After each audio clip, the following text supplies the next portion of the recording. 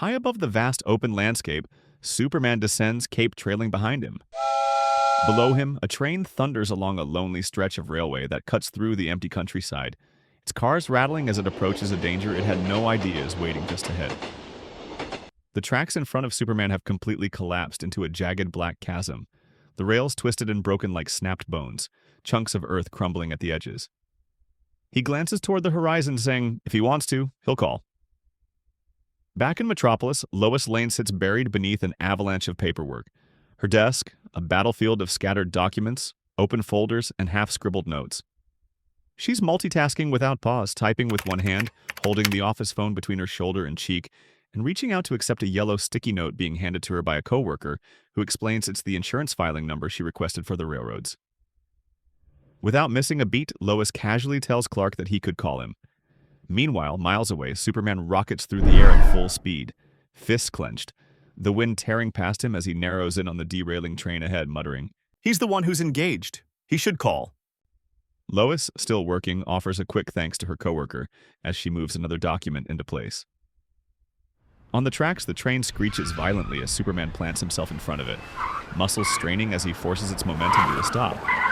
And through the phone, Lois's voice cuts in again, reminding him that just because he should call doesn't mean Clark shouldn't. Metal shrieks, wheels grind, and debris scatters across the ruined tracks as Superman forces the derailing cars back into alignment, inch by inch, straining under the force.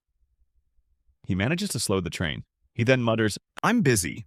Back in the Daily Planet office, Lois Lane extends her arm to pin a yellow sticky while saying, "Oh, you're busy." Superman pushes harder. "What? I am busy." The ground beneath him cracks under the pressure.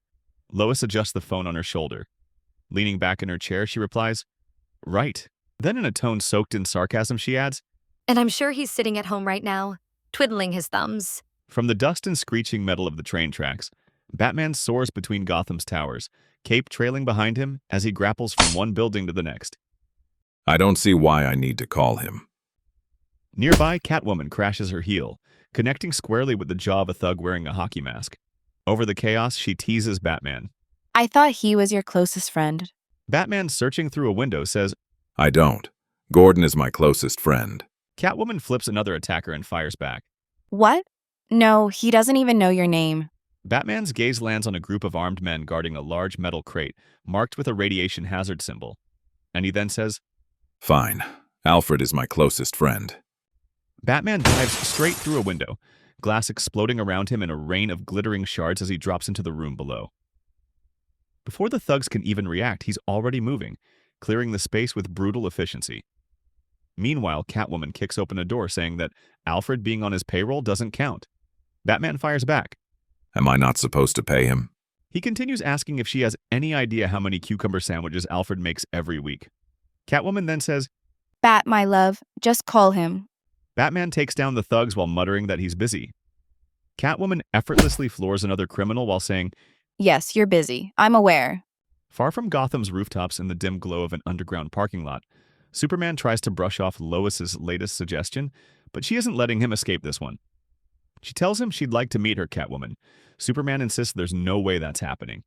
Stumbling over excuses about how he can't let a criminal know their secret identity, Lois reminds him that Batman is his friend and colleague. Clark agrees, but Lois presses harder. She points out that Clark trusts Batman every single day to help save the world, but somehow doesn't trust him well enough to believe he'd choose someone trustworthy to love. Then Lois delivers the final blow.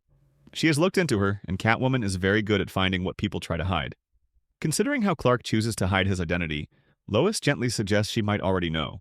Clark, confused, asks, "How I choose? What is that supposed to mean?" Lois then gives him a soft, "Oh, sweetie." Perched high above the city on a construction crane, Batman and Catwoman interrogate a criminal who's hanging upside down from the beam, swaying helplessly in the wind. Catwoman balances on her hands beside him, and she then talks about the reporter who always writes about Superman. The one who looks just like him, but with glasses and slicked-backed hair, was never much of a mystery. She reminds Batman that she's a thief, and thieves find the hidden things. Crawling across the narrow crane on all fours, she says, Remember, I found you. She then tells him that if this is what's holding him back, him debating whether to tell her, then he shouldn't bother. She already knows. Superman narrows his eyes using his X-ray vision to scan through concrete until he locks onto the man they're looking for. a tall guy with close-cut hair listening to jam bands. Lois immediately recognizes the description and says it's Kaczynski, Ernie's deputy over at RIC.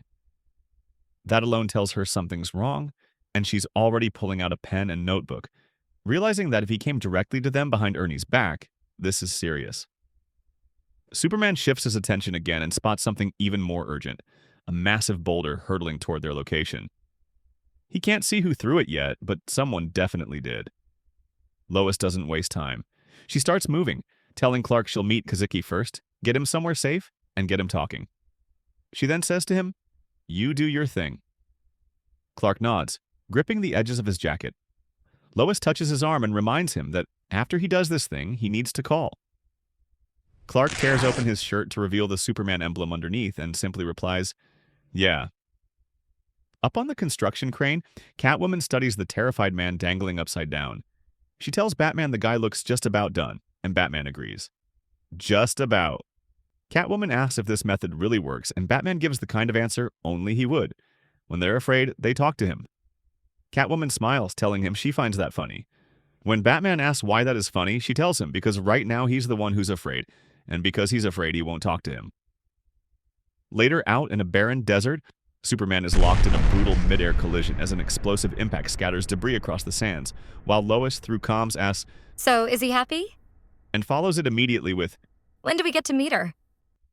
Superman, pinned and driven downward as rocks erupt around them, admits he didn't call him. Lois answers with a soft, Clark. And Superman, knowing exactly what she means, even in the middle of being smashed, replies quietly, I know. As the fight drags on, Lois continues talking to Clark, telling him this whole thing is clearly a thing, and Superman swears he'll call Bruce. But Lois pushes on, explaining she needs to follow up on the Kaczynski lead, dig into whatever 20 Corp is, and figure out why railroad insurance speculation is suddenly booming, all while Superman is being punched straight into the desert floor hard enough to crater it. She reminds him that tonight, after John goes to bed, they're setting time aside and they will talk about this. No excuses.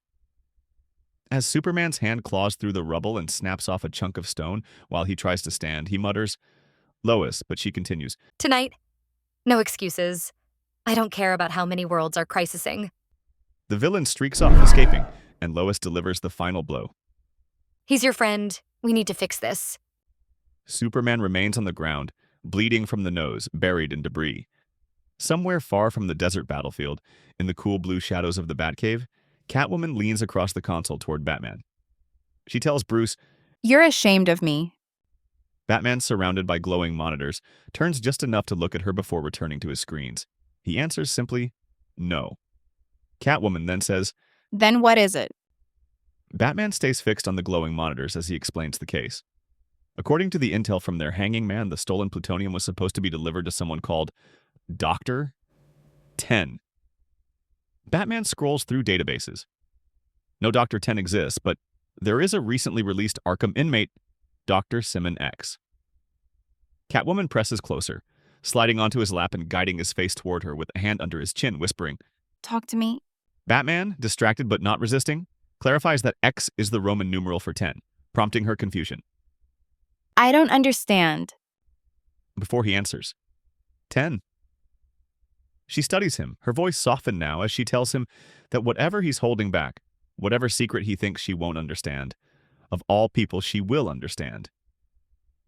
Batman's only response is a quiet, Later, Batman stands on a stone gargoyle while Catwoman crouches beside him. He lays out the next piece of the puzzle. According to radiation mapping across the atmosphere, Dr. X has set up a new lab in Goodwin Tower, though how he's funding all this plutonium remains a mystery. Across town on the Daily Planet rooftop, Lois reviews a message on her phone while Superman stands beside her. She explains that their contact says he must meet tonight. The so-called doctor acts, and he promises to go on record about a suspiciously successful insurance speculation, but only if she comes alone.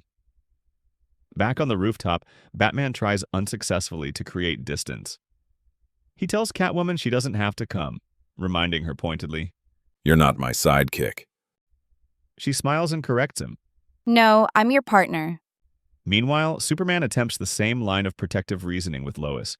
He insists on staying outside the door, reminding her that the radiation-based attacker is tied to this case. Lois pushes back, saying that he doesn't need to be there. But Superman just says, Let me protect you. across the rooftops, Catwoman leaps away, calling back, I know. When Batman mutters that he doesn't need a partner, and in the skies above Metropolis, Lois echoes the same truth to Clark as he carries her through the air. She doesn't need protection, and he quietly repeats, I know. As Superman carries Lois through the night sky, he begins telling her the story he's been avoiding, not about villains, but about Batman. He explains that his parents died when he was so young, shot and taken from him before he even understood the world. At the same time, Batman and Catwoman glide between skyscrapers. Batman continues the narrative from his perspective. His whole planet was destroyed. He's the last of a holocaust. Superman, flying with Lois, continues. He was raised alone, a kid in a huge mansion, with his memories of his mother and father. Batman contrasts this, noting Clark's rural upbringing.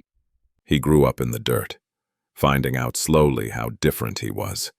A stranger discovering every day how strange he was. The narration moves between them as they fly. Superman reflects on Bruce's trauma. He had love, and they took it from him. He should be a killer.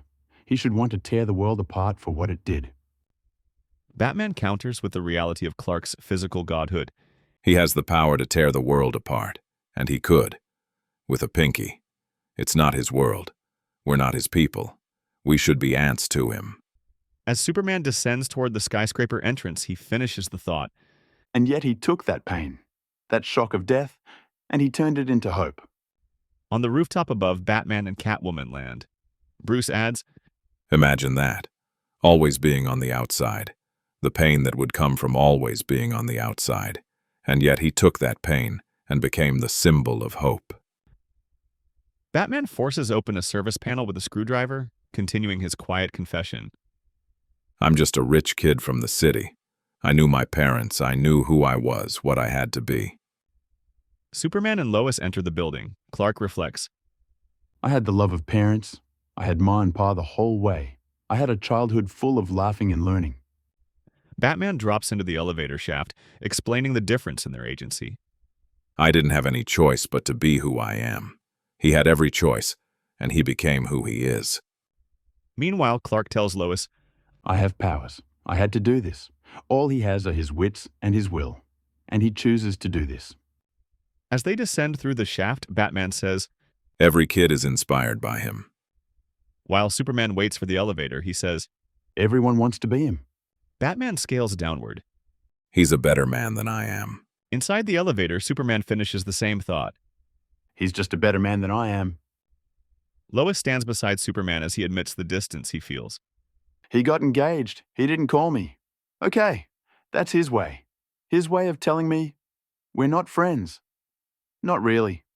Above them, Batman pries open the elevator door, grunting. You can't be friends with him, not when you're... He doesn't need to congratulate me. Look at me. Who am I compared to him? Meanwhile, Superman says, He is who he is. He doesn't need a friend. He isn't like me. Batman pulls the heavy door open and mutters. He's Superman. And as the elevator door opens, Superman says, He's Batman. the twin elevator doors slide open at the exact same moment. Superman and Lois stepping out of one. Batman and Catwoman emerging from the other. The four of them freeze, staring across the corridor at each other in total surprise. Superman blinks first, genuinely confused, and asks how he didn't see them coming. Batman then says, You took the elevator. You're not supposed to see me. Superman explains that if he flew in, he would have had to break a window just to reach this floor. A long, awkward silence follows until Lois steps forward with a warm smile and immediately diffuses the tension. She introduces herself to Catwoman, offering her a hand. Oh, hi, I'm Lois. You must be Catwoman.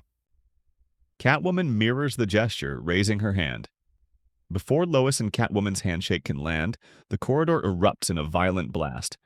A wave of fire and debris tears through the space. Two figures burst from the smoke, shouting over each other, one screaming, "Today everyone dies," while the other one raises his arm and declares, "At the hand of Dr. Double X." Superman glances at Batman and asks, Vengeance is the night? Batman, completely deadpan, fires back, Up, up, and away. And just like that, the two heroes move in perfect sync. Superman rockets forward and punches one attacker square in the face, sending him flying backwards, while Batman lands a brutal strike on the second, knocking him out cold in a single hit. The villains collapse beside each other, dazed, tiny cartoon stars practically spinning over their heads. Superman then looks at everyone and asks, So, you all want to go get a bite to eat? "Don't forget to like this video and subscribe to this channel."